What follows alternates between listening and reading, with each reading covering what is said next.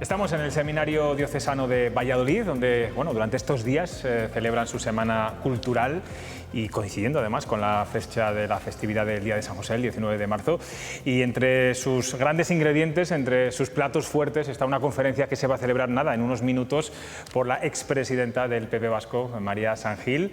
Ella además tiene cierta vinculación con Castilla y León porque estudió en la Universidad Pontificia de Salamanca. Como saben, estuvo casi más de 20 años en primera línea de la política y desde hace unos meses es una de las promotoras y de la plataforma NEOS, que como uno de sus creadores definió, decía que NEOS surge de la necesidad de hacer frente a la corriente social y política que impera en la actualidad y cuyo objetivo es destruir el orden social basado en los fundamentos cristianos y sustituirlo por el relativismo totalitario que se está imponiendo. Bueno, hay muchas cabezas dentro de esta plataforma, entre ellas está María Sangil, también está Jaime Mayor Oreja, Alejo Vidal Cuadras.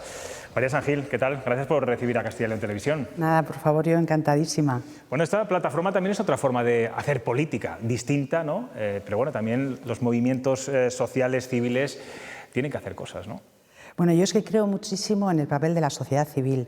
De hecho, en el año 2000 montamos Basta Ya, que fue un hito histórico porque fue la sociedad civil plantando cara al nacionalismo en contra del terror de ETA y allí conseguimos aglutinar a gente del Partido Socialista, a gente del PP y aquello fue un hito y fue dar voz no solamente a los partidos políticos, sino que también la gente, los colectivos, las fundaciones, las universidades tienen también mucho que decir. Y esta vez, pues la sociedad civil también se revela para, como muy bien has dicho, hacer frente a este proyecto de relativismo social que tenemos por parte de este gobierno de Pedro Sánchez y defender los fundamentos cristianos que son el pilar de nuestra civilización. Y nos parece esencial, alzar la voz porque estamos bastante arrinconados y marginados y queremos que se nos escuche y que se nos haga caso. Defender esos fundamentos, esos principios cristianos, además hacerlos sin complejos, creo que es uno de los principios fundacionales, digamos, de esta plataforma. ¿Cree que tienen los políticos o las personas que son referentes sociales que hablar abiertamente de cuáles son sus creencias religiosas, igual que defienden otros valores, para dar ejemplo, o tiene que ser algo más de la esfera privada? Bueno, es que yo creo que nos han inculcado que la fe es algo que se vive de puertas para adentro y yo creo que no, que al revés, que quien tenga fe lo tiene que pregonar con absoluta tranquilidad y sin ningún tipo de complejo, como el que es del Real Madrid. Es decir, yo creo que si tú eres creyente practicante, lo cuentas y lo explicas sin tener que esconderte. Pero claro, esta corriente relativista no puede confrontar con gente que tiene fe, que tiene principios y que tiene unos valores determinados. Entonces nos están empujando a que el tema de la fe sea estrictamente del ámbito privado y que no lo hagamos público. Y yo creo que al revés. Además, nosotros no solamente defendemos esto por fe, que también, pero hay mucha gente que culturalmente reconoce que los cimientos de nuestra sociedad son los pilares del humanismo cristiano y que no podemos renunciar a nuestras raíces, que son las que son y no está nadie obligado a creer. Incluso hay políticos a los que les molesta que les preguntemos cuáles son sus creencias religiosas. Eso a mí personalmente me ha pasado. Pues me choca, porque a mí desde luego no me molesta nada, será porque no soy política, pero quiero decir que si alguien se siente orgulloso de lo que es, lo cuenta sin ningún tipo de tapujo. No sé, yo no concibo ser algo y esconderlo. Entonces me parece un poco esquizofrenia. Yo por eso creo que si uno libremente es creyente y se siente feliz con lo que es, pues que lo cuente y que lo diga. Y faltan en España referentes que defiendan los fundamentos cristianos. Y ahí no sé si es el motivo por el que ha surgido esta plataforma. Bueno, yo diría que faltan referentes en casi todos los ámbitos, en la política, en la cultura, en la educación, en la empresa. Es decir, yo creo que la sociedad está muy desnortada porque hemos perdido referentes, hemos perdido un poco el norte, hemos perdido unos pilares en los que sujetarnos y por eso la plataforma que hoy, la asociación que hoy vengo a hablar de ella se llama NEOS, que es un acrónimo de los 4 puntos cardinales, norte, este, oeste, sur, porque cuando empezamos en darle un nombre nos salía todo el rato, tenemos que buscar una brújula y uno que es muy imaginativo dijo, pues ya está, NEOS. Y es verdad que estamos un poco desnortados como sociedad. Yo creo que con toda la cantidad de cosas que están pasando, los 2 años de pandemia, el gobierno de Pedro Sánchez, qué decir de la guerra de Ucrania, pues yo creo que los acontecimientos son tan rápidos y tan, que al final yo creo que el ciudadano está un poco abrumado por todo lo que pasa. Y tenemos dos posturas, o rebelarnos y actuar, o estar en la indolencia, en el pasotismo y en el silencio cómplice. Y NEOS apuesta por reaccionar y rebelarse. Usted ha dicho estos días que los cristianos actualmente se sienten atacados y que quizá no alcen la voz como debieran. Pónganos ejemplos. Bueno, yo creo que tenemos un gobierno que ataca frontalmente cosas que se defienden desde la fe con mucha claridad, como es la vida, por ejemplo. Yo creo que la ley de eutanasia es infame. No podemos, sin más, aprobar una ley sin que se haya hecho caso a los estudiosos, a los científicos, a los profesionales. La ley del aborto. El otro día, cuando yo le escuchaba a Irene Montero felicitar a los colombianos porque pueden abortar a los 6 meses, a mí se me ponían los pelos de punta, porque yo pensaba, Irene Montero ha tenido niños 6-mesinos, ella sabe lo que es un niño de 6 meses. No puede estar a favor de que se mate a una criaturita de 6 meses. Entonces, me parece que ese tipo de cosas las tenemos que poner más encima de la mesa. Siempre estamos en los debates que la izquierda quiere, pero nunca estamos en los debates que nosotros queremos plantear encima de la mesa: la dignidad de la persona, las leyes LGTBI, el daño que todo eso puede hacer a la infancia en el tema de la educación, la libertad religiosa, bueno, la nación, la corona. Yo creo que son fundamentos que están siendo atacados y que nosotros tenemos que poner encima de la mesa para tener un sustrato ideológico con argumentos, con razonamientos, con sentido común, poder dar a la sociedad otro tipo de argumentos que no son siempre los que pone el gobierno, que son los que le vienen bien a él, claro. ¿Y esos ataques a los valores cristianos proceden exclusivamente del gobierno o también vienen de otros lugares? Bueno, los que más nos afectan son los del gobierno porque se trasladan a leyes y esas leyes al final son las que nos afectan a todos los ciudadanos. Hay otros ámbitos en los que no se defienden los valores cristianos, que yo no creo que tenga que ser una defensa mayoritaria, pero nosotros desde NEOS pensamos que hay mucha parte de la sociedad civil, hay millones de ciudadanos que tenemos en la fe un referente importante y que nos parece que tiene que estar presente en nuestra vida cotidiana y que los partidos políticos nos tienen que escuchar. ¿Y es NEOS una plataforma que va a servir o debe servir también como ideólogos a ciertos partidos de derechas, o no van por ahí los tiros? Para nada. Tenemos clarísimo que no somos un partido político y que no aspiramos a ser un partido político. Sí podemos aspirar a influir en los políticos, es decir, si los partidos políticos ven que hay una masa crítica importante detrás, bueno, pues a la hora de regular o de poner leyes en marcha pensarán qué dirán sus votantes. Y de hecho NEOS ha tenido, yo creo que 2 actuaciones que a mí me parece que han sido interesantísimas. En marzo del año pasado conseguimos reunir en el Congreso a representantes de Vox, representantes del PP, de Foro Asturias y de Unión del Pueblo Navarro con el tema de la ley de eutanasia, y se comprometieron ellos en esa reunión, convocados por NEOS, a que cuando ellos gobiernen derogarían la ley.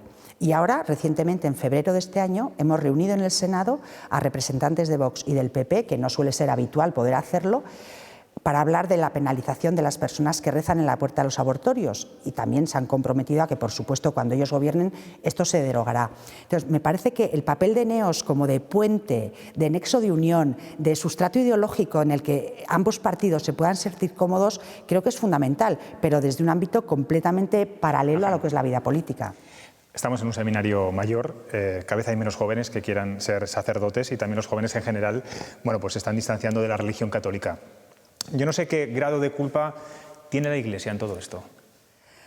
Bueno, yo tampoco soy muy dada a poner culpas, porque creo que cada uno de nosotros tiene que ver la responsabilidad que tiene. Yo tendría que preguntarme si yo soy una buena católica, si doy buen ejemplo, si he educado bien a mis hijos, antes de pensar si la Iglesia lo está haciendo bien o mal. Y luego yo estoy tan agradecida a que Munilla haya sido 12 años obispo de la diócesis de San Sebastián, que solo puedo dar las gracias, con lo cual yo, cuando me hablan de Iglesia, pienso en Munilla.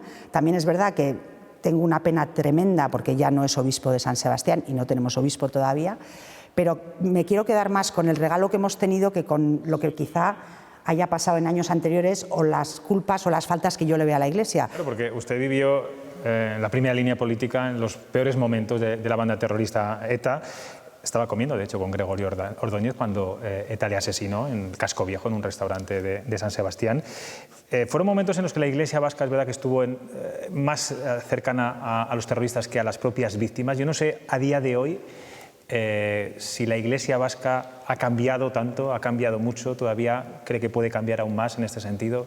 Es terrible. ¿Usted habla de Iglesia castellano-leonesa?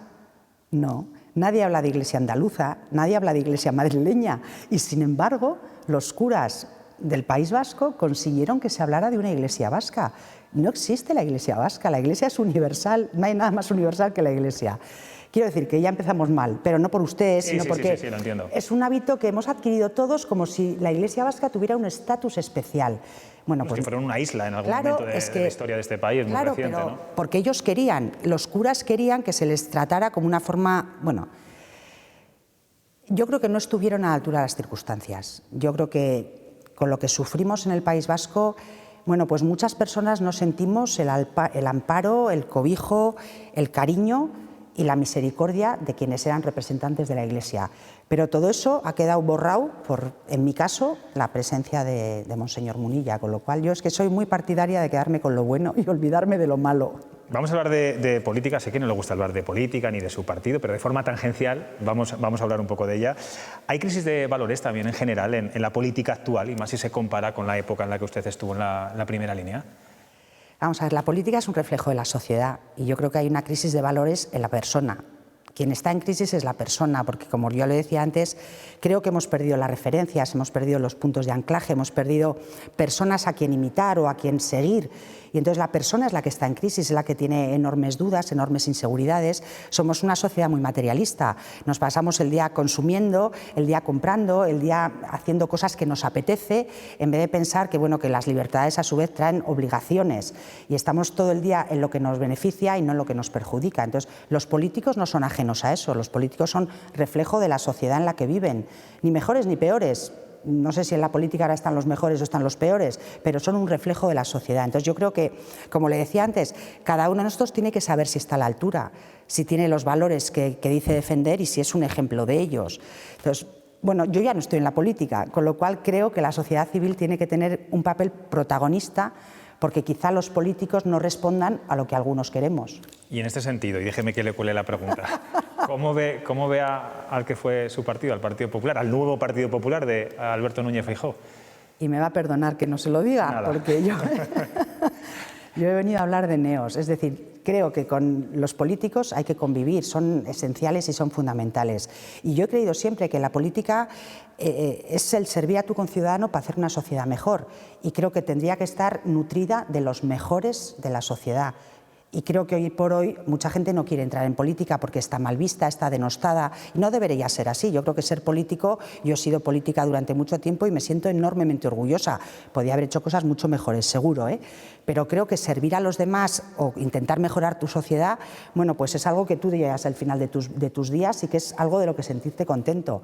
Entonces, bueno, pues es lo que hay. Y desde un punto de vista de los valores, volviendo otra vez a los valores, ¿qué le parece, por ejemplo, el pacto que hay aquí entre PP y Vox, inédito hasta ahora? Pues a mí me parece estupendo. Y esto es algo que NEOS propugna, que haya una alternativa cultural para que al final haya una alternativa política. Es decir, si no tenemos antes una alternativa cultural, ese sustrato ideológico, ese punto de encuentro común donde puedan, bueno, pues nutrirse de ambos partidos, no habrá una alternativa política. Yo creo que es esencial quitar a Pedro Sánchez del gobierno. Y en este momento hay que sumar más que Pedro Sánchez, que los bilduetarras, que Podemos, que los separatistas. Es decir, hay que sumar más que todos ellos. Y hoy por hoy el PP solo no puede y Vox solo no puede. Y se ha visto en Castilla y León. Entonces, yo creo que lo racional, lo sensato y lo que han pedido los ciudadanos es que haya un pacto de gobierno. Y ese pacto se ha hecho.